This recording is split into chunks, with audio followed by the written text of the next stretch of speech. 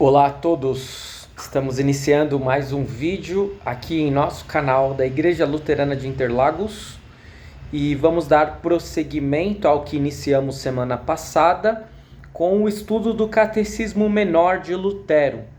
Hoje o nosso foco será os 10 mandamentos. Antes de adentrarmos propriamente nestes mandamentos, é justo nós tecermos algumas considerações iniciais acerca da lei de Deus. Para muitas pessoas, conseguir a salvação deve ser pela lei de Deus. Para outras pessoas, a lei de Deus não tem validade nenhuma, pois somos salvos inteiramente por Cristo e não devemos nos importar com a lei de Deus. E eu vou dizer a vocês que estes dois extremos devem ser evitados. Nós nem podemos pensar que temos capacidade de cumprir inteiramente a lei e sermos salvos por ela. Isso não é possível. Mas também não podemos pensar que a lei não tem importância e Cristo já nos salvou e nós não devemos ligar para ela. Estes são dois extremos que devemos fugir. A lei de Deus, ela é muito importante. E nós veremos ao longo deste vídeo dos motivos pelos quais devemos estudá-la. Agora, é importante observarmos que no Antigo Testamento, Deus deixou 3 espécies de leis para o seu povo. Deus deixou as leis civis, Deus deixou as leis cerimoniais, e Deus deixou as leis morais. Eu vou dizer a vocês que apenas uma espécie dessas 3 permanecem válidas para nós hoje. Por quê? As leis civis que Deus deixou para o seu povo há tanto tempo atrás, há mais de 3.000 anos, lá em Israel, eram leis para o povo hebreu daquela época. Portanto, que não tem mais validade para nós que estamos no Brasil no ano de 2025. Assim, nós podemos perceber que das 3 espécies, uma das quais nós não seguimos mais são as leis civis deixadas por Deus para o povo hebreu daquele período do Antigo Testamento. Nós devemos seguir, sim, as leis civis do nosso país, as leis civis atuais. Certo? Isso a respeito das leis civis. Uma outra espécie de lei que Deus deixou ao seu povo eram as leis cerimoniais. O que você acha? Que as leis cerimoniais permanecem válidas para nós ainda hoje? Ou que elas também já não vigoram mais, já caíram em prescrição, digamos assim, decadenciaram na linguagem jurídica? As leis cerimoniais também não servem mais para nós hoje, porque se você abrir, especialmente lá os primeiros livros do Antigo Testamento, você verá que havia sacrifícios de animais, havia uma série de prescrições para o tabernáculo e depois para o templo que nós não temos mais. A nossa adoração a Deus hoje é outra, é diferente. Por isso, aquelas leis cerimoniais que Deus deixou para o seu povo no Antigo Testamento não têm mais validade hoje. Portanto, se eu disse que das 3 espécies apenas uma tinha validade e que as leis civis não têm mais validade e que as leis cerimoniais não têm mais validade, é claro que as leis morais permanecem válidas. E quais são as leis morais? Exatamente os 10 mandamentos. E diante disso nós temos o decálogo que foi deixado por Deus para o seu povo por intermédio de Moisés. Lembram lá de Êxodo 20, quando Moisés sobe o Monte Sinai, e assim Deus estabelece uma aliança com o seu povo, e essa aliança passa também pelo decálogo. É claro que a gente tem que tomar um cuidado para não pensar, o povo do Antigo Testamento era salvo pelo cumprimento da lei. E agora nós que estamos no Novo Testamento somos salvos pela obra de Cristo. Não. O povo do Antigo Testamento era salvo pela promessa de que Cristo viria, pela fé nessa promessa. E nós hoje, que somos do Novo Testamento, somos salvos pela fé de que essa promessa se cumpriu na vinda de Jesus. Mas sim, as leis fazem parte da aliança de Deus com o seu povo. Não apenas elas, mas elas de uma forma especial. O Decálogo. E aí nós separamos o Decálogo em 2 tábuas. Se você lembrar, Moisés recebeu as leis por meio de tábuas, de pedras. E tem figuras, imagens desse tipo, e inclusive as leis eram guardadas no tabernáculo, lá num lugar especial, e elas eram colocadas então em uma urna conhecida como a Arca da Aliança, né? Uma espécie de urna um pouco maior, que era levada pelos levitas. Claro, quando eles estavam no tabernáculo, esse tabernáculo era móvel, porque o povo estava peregrinando no deserto. Por isso que precisava ser carregado, transportada a lei. Mas não por qualquer um, mas não de qualquer forma. E ela não ficava exposta assim para qualquer pessoa pegá-la. E aí, nessas 2 tábuas, muito provavelmente havia uma divisão equânime. Ou seja, 5 mandamentos de um lado, 5 mandamentos de outro, e nós podemos pensar, nós dividimos as 2 tábuas, o estudo dos mandamentos dessa forma. Estudamos primeiro os 5 mandamentos, depois outros 5 mandamentos, certo? Errado. Não. Nós dividimos o estudo dos mandamentos em 2 tábuas, mas estudamos primeiro os 3 primeiros mandamentos e depois os outros 7 mandamentos do 4º ao 10º. Mas por que essa divisão tão desproporcional, pastor? Porque os 3 primeiros mandamentos se referem ao nosso relacionamento vertical, o nosso relacionamento com Deus. E os outros 7, do 4º ao 10º, se referem ao nosso relacionamento horizontal uns com os outros, com o nosso próximo. E assim, de uma forma didática, nós podemos entender melhor os 10 mandamentos. Feitas essas explanações iniciais, partimos então para o nosso texto e vamos estudar mandamento por mandamento de uma forma breve. Eu vou ressaltar aqui que sempre o catecismo menor nós iremos estudar de uma forma simplificada, de uma forma breve. E depois o catecismo maior nós iremos aprofundar um pouco mais este estudo, certo? Combinado? Então o primeiro mandamento diz assim: você não deve ter outros deuses. Lembrando que eu peguei esse texto do livro de Concórdia, na tradução atual de hoje.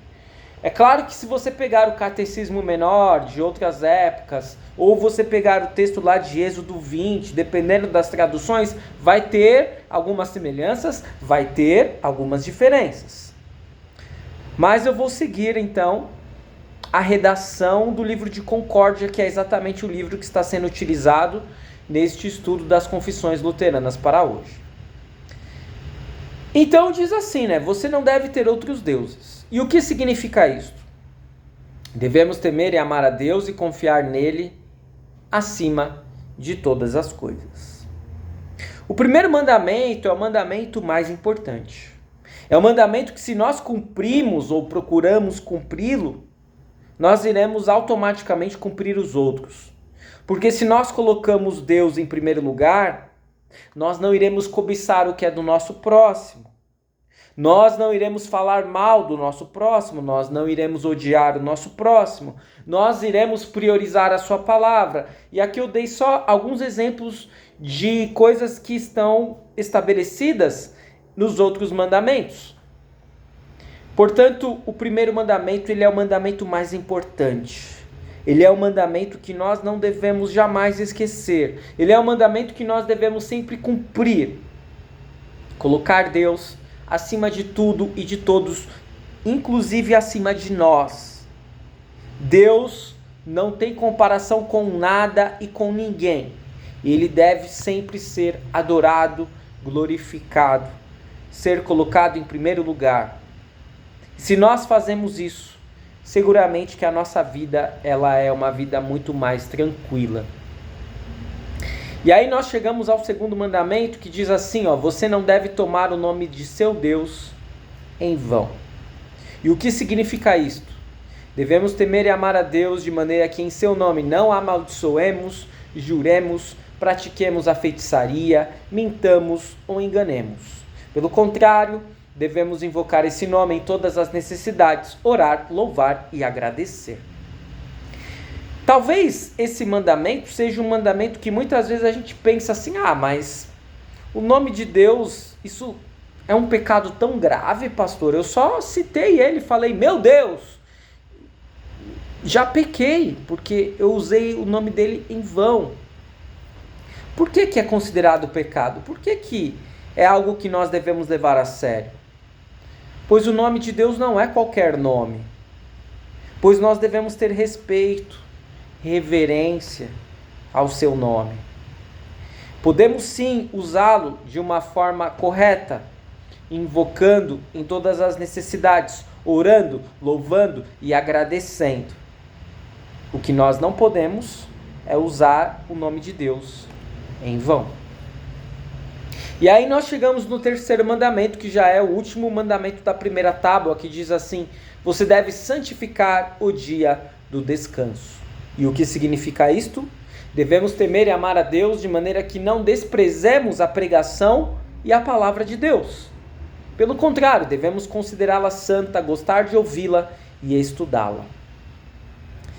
Aqui, querido irmão, querida irmã, eu gostaria de reservar um pouco mais de tempo para fazer aqui um alerta.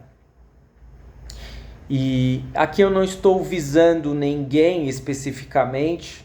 Esse recado é simples, curto, direto para você que está assistindo esse vídeo, para todas as pessoas que creem em Cristo, para mim, que sou pastor, mas que também posso cair nesse pecado, por que não?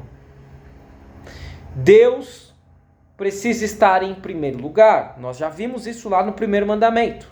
O seu nome deve ser exaltado, louvado, engrandecido, jamais desrespeitado, jamais utilizado em vão. E isso precisa também ocorrer no que se refere a estarmos presentes nas celebrações em memória ou, melhor dizendo, em nome dele. Muitas vezes nós colocamos muitas coisas à frente de Deus, do seu culto, da sua casa, da sua palavra. Pastor, hoje eu não vou porque tem uma festa. Pastor, eu não vou porque eu preciso fazer hora extra e eu preciso ganhar esse dinheiro. Mas será que o dinheiro é mais importante do que Deus? Com isso, eu não estou querendo generalizar. Sei que existem situações. Sei que há pessoas que precisam trabalhar no dia do culto. Isso vai acontecer, tudo bem. Mas essas pessoas que precisam trabalhar no dia do culto, precisam encontrar outras formas de dedicarem um espaço do tempo da sua vida para Deus. Nós muitas vezes falamos assim, eu não tenho tempo. Ou falamos, como eu vi recentemente uma entrevista de uma pessoa famosa, que não vale a pena citarmos o nome, para evitarmos problemas. E assim, eu não quero censurá-la de uma forma pessoal. Apenas levantar o que ela disse nessa matéria e como muitas pessoas também afirmam. O tempo é a única coisa que nós não podemos desperdiçar.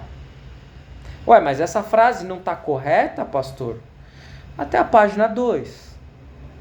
do jeito que ela falou, né? O nosso tempo é precioso, o nosso tempo, o meu tempo é uma coisa que não volta. Ela está tomando posse do tempo como se o tempo pertencesse a ela. E não. O tempo foi nos dado por Deus para que pudéssemos administrá-lo, mas ele não é nosso. Nós somos mordomos dos bens que Deus nos concedeu, dos dons que Deus nos concedeu, incluindo o nosso tempo. Como que podemos sonegar o nosso tempo para Deus? Se o tempo que Ele criou, foi nos dado por Ele. Por isso, querido irmão, querida irmã, não ir ao culto, não participar de estudos, de devocionais, não ter devocionais pessoais diários, orar a Deus todos os dias, não tem desculpa falar isso. Por um tempo, pastor, eu tenho que trabalhar todos os domingos, por isso eu não vou à igreja. Ok, por um tempo é aceitável, mas faça de tudo para modificar essa situação. Não aceite. Não aceite por muito tempo. O tempo não pertence a você. Desculpa eu dizer isso de uma forma um pouco dura. O tempo não pertence a mim. Nós não temos tempo, mesmo. Essa frase está correta. Eu não tenho tempo. É verdade. O tempo não é seu, o tempo não é meu, o tempo é de Deus. Quando nós não vamos ao culto, quando nós não participamos das atividades da igreja, quando nós não nos dedicamos pessoalmente a Deus diariamente, nós estamos roubando de Deus. Quarto mandamento. E aí nós iniciamos já a segunda tábua. E aí é importante tecermos algumas considerações aqui agora acerca da segunda tábua. A segunda tábua, ela, como eu disse antes, diz respeito ao nosso relacionamento com o próximo. E nós veremos que a segunda tábua, ela é perfeita, assim como a primeira tábua, obviamente, porque tudo aquilo que Deus dá é perfeito.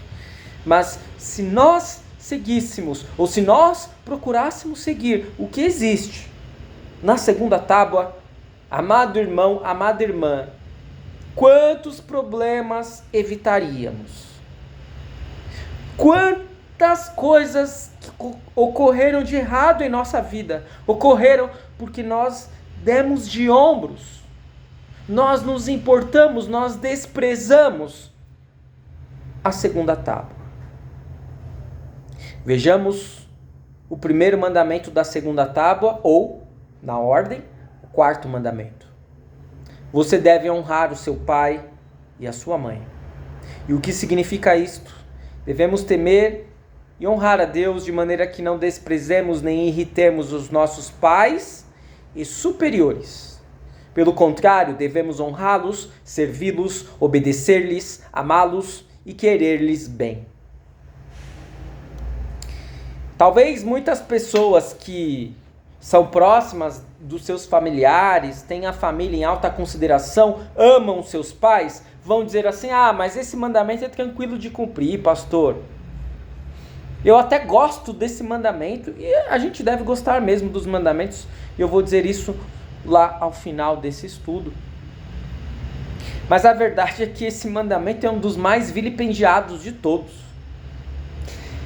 Eu votei em Cicrano, Beltrano foi eleito, eu vou achincalhar ele, eu vou destruir ele, para quem eu puder eu vou falar mal dele, eu vou detoná-lo, e jamais vou orar para ele, jamais vou orar por ele, pelo governo dele. Eu quero que o governo dele se exploda.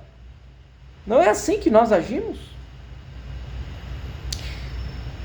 Eu vou à escola, ou eu vou à faculdade, tenho um professor que simpatizo, que eu gosto das aulas, nossa, olha, eu amo aquele professor. Tem um professor que eu não gosto, que eu não vou com a cara que eu não gosto da aula, eu nem entro na sala, né? Aquele que vai para a faculdade pode escolher, eu nem vou para a aula dele, que se dane a aula dele.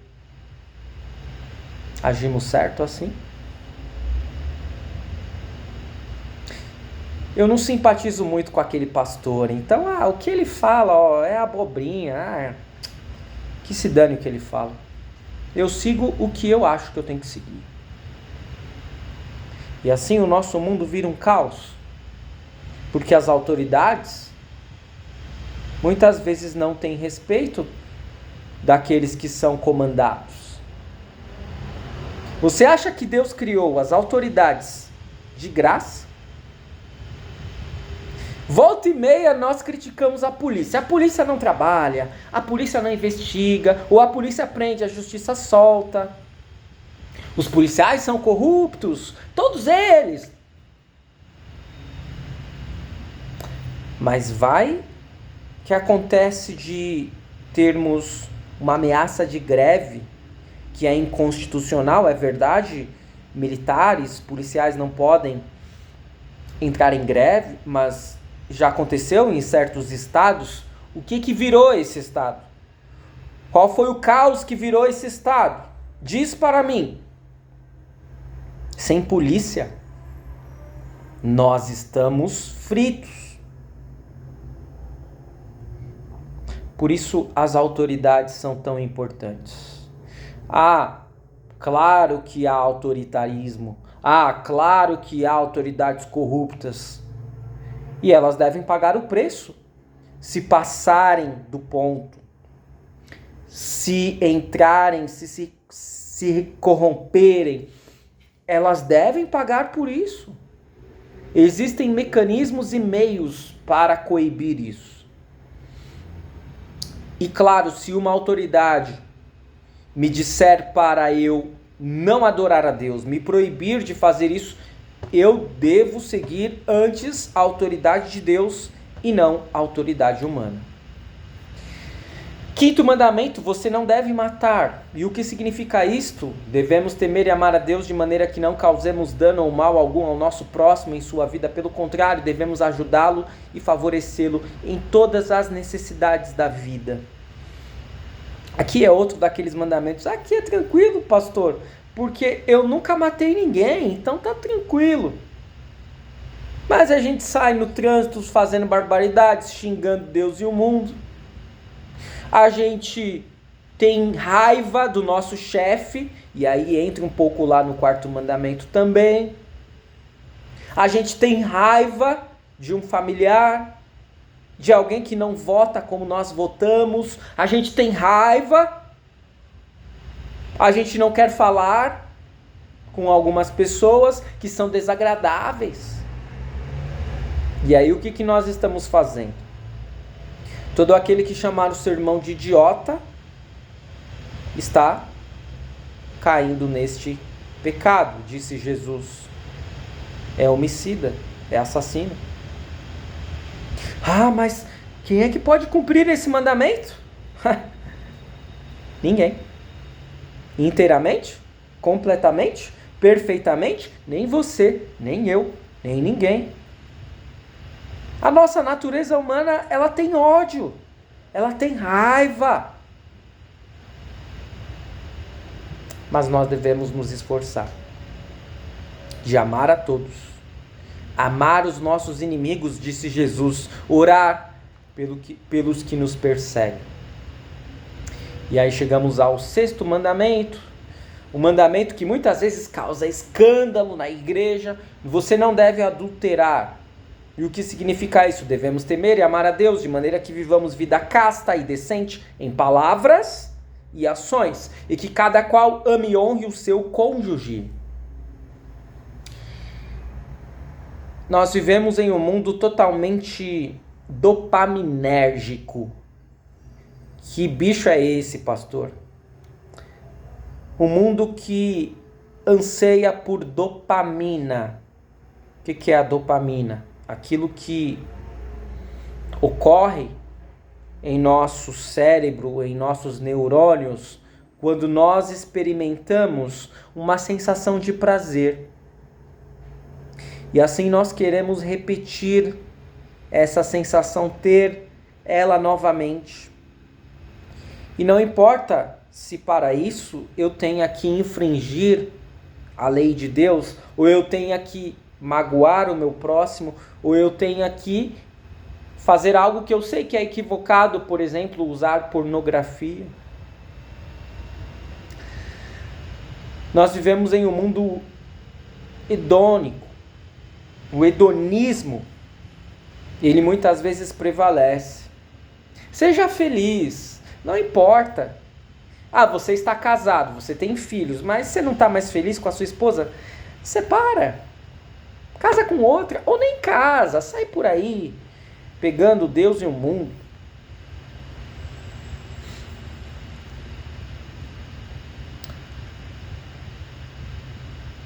E veja, a gente não cai nesse mandamento apenas por ações, mas também por pensamentos, mas também por palavras.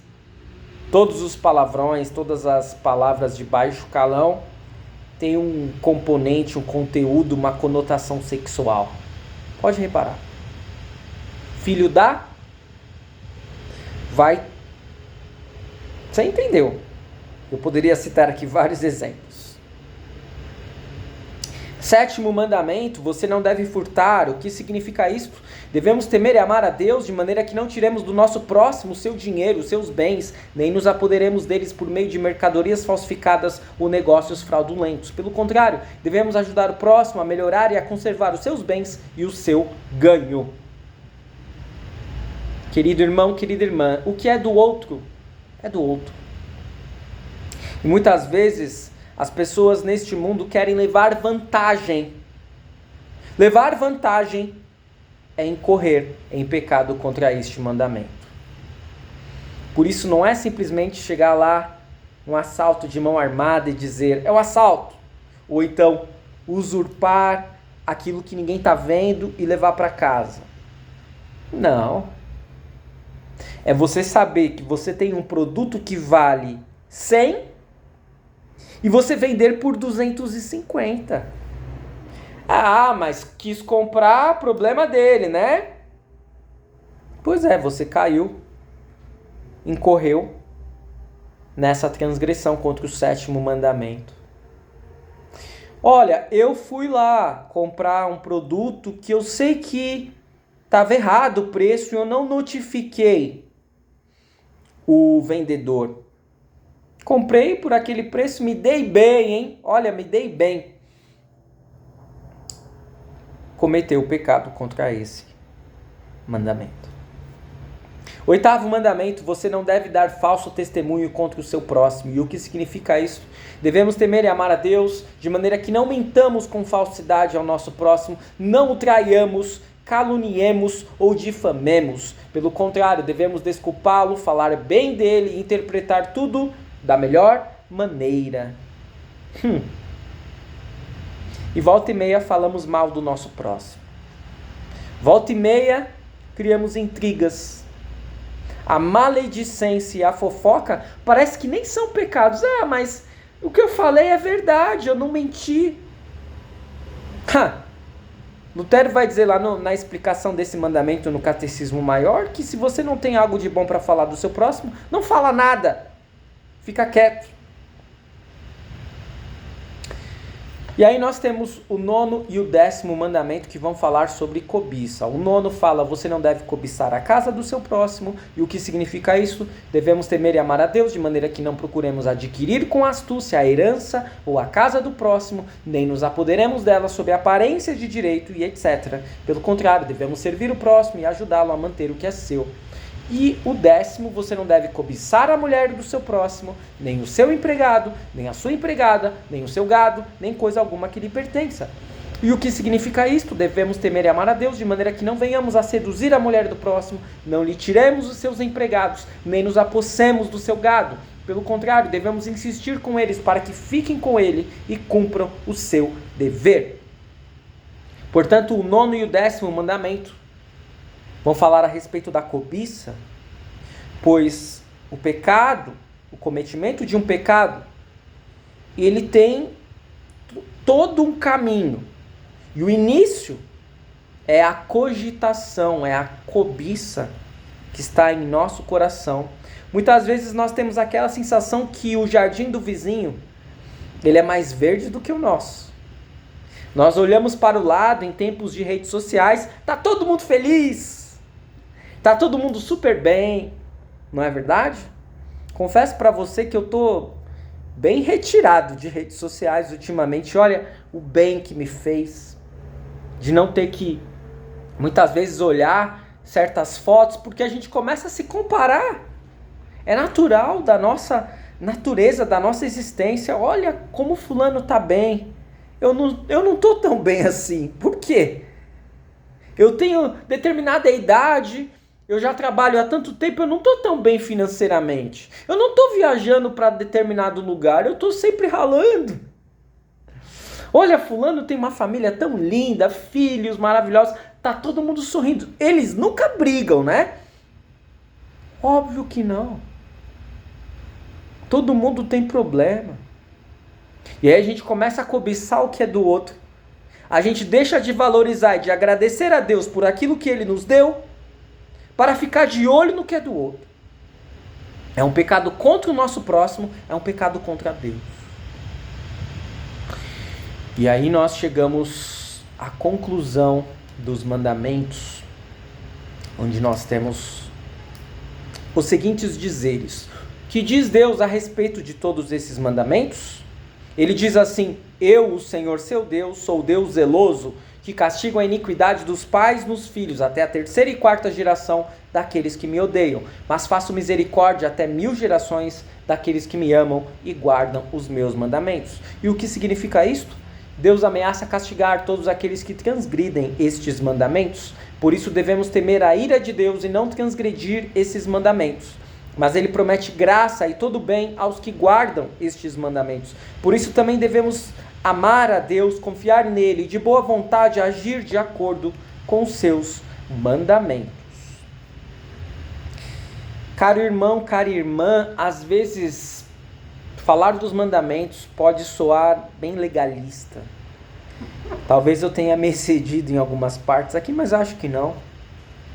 Talvez a lei, o chicote da lei estrale e a gente fica meio sobrecarregado. Mas é bom que a gente fique. Nós precisamos entender que nós não somos capazes de cumprir nenhum mandamento de maneira perfeita. Nós precisamos entender que somos salvos inteiramente pelo que Cristo fez por nós, porque Ele cumpriu todos os mandamentos de forma perfeita. E o seu sacrifício foi válido exatamente por isso. Por outro lado, os mandamentos eles não são um peso, se nós entendermos a função deles. Os mandamentos protegem o que há de mais precioso para nós em nossa vida. Se nós procurarmos trilhar o caminho do cumprimento dos mandamentos, a nossa vida será muito mais pacífica, tranquila, será muito mais feliz. Nunca deixe de estudar os mandamentos. Cada parte do catecismo de Lutero é uma parte que nós devemos sempre voltar a estudar. Lutero se dizia um eterno aluno do catecismo. Nós não podemos deixar de analisar, de estudar os mandamentos e de observar quais são os mandamentos que estamos tendo mais dificuldades. Pedir auxílio a Deus. Entender que a nossa vida será muito melhor quando cumprirmos melhor os mandamentos, ainda que não consigamos ser perfeitos. Que tenhamos eles como alvo, como meta de vida. E assim também poderemos testemunhar, porque as pessoas irão olhar para nós e irão ver pessoas tementes a Deus, que amam a Deus e que procuram também amar o seu próximo como a si mesmo. Esse é o resumo dos mandamentos, o amor. E amor não é simplesmente palavras bonitas. Amor não é simplesmente amar aquele que me ama. Amor é sacrificial. É um sacrifício procurar cumprir os mandamentos, mas é um sacrifício agradável ao Senhor. E é algo que seguramente nos garante paz.